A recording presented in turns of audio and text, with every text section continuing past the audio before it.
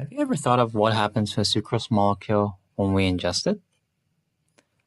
Well, the sucrose molecule first binds to an enzyme. When the sucrose molecule binds to an enzyme, it's called a substrate, and it binds to the active site of the enzyme. Now, this whole thing is now called an enzyme-substrate complex. Now, when the sucrose molecule binds to the enzyme, it needs to break that bond, producing the products glucose and fructose. But is that how it really works? Well, there's two theories. Theory 1, the lock and key. Basically, the enzyme acts as a lock and the substrate as a key, and it binds perfectly to the active site.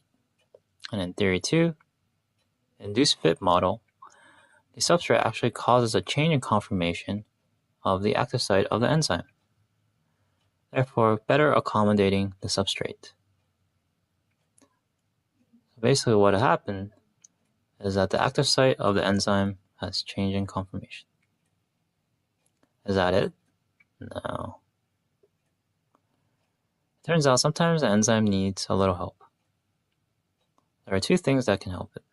1, coenzymes are like organic molecules, like vitamins.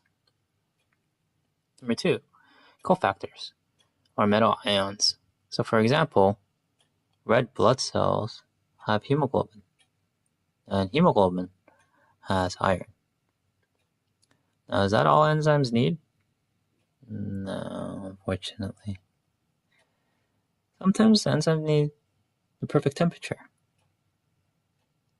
So here is the rate of reaction versus temperature graph.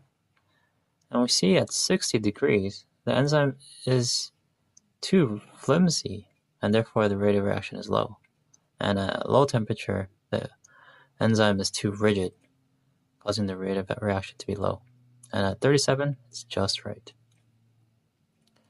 How about pH? Remember, pH is a hydrogen ion concentration. So here's another rate of reaction graph with pH. And we can see that the rate of reaction is highest at 7 or at 2. But why 2? Well, think about your stomach.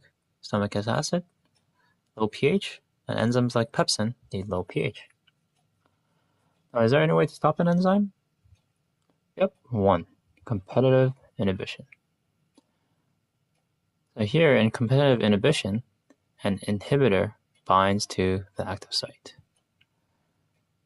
This causes the substrate without an active site to bind to. However, there's always a way to overcome the inhibitor at the active site. Just get more substrate. And now the substrate binds to the active site, and the inhibitor is kicked out. There's another way to compete, and that's non-competitive inhibition. In non-competitive inhibition, you can see that there's another site on the enzyme, and that's where the inhibitor binds. And that binding causes a change in the conformation of the active site, and therefore the substrate can't bind. That inhibitor binds to the allosteric site, different from the active site. So let's say we have 1,000 substrate. Well, we still can't bind. So next time you ingest a sucrose molecule, think about the thing that helps it out.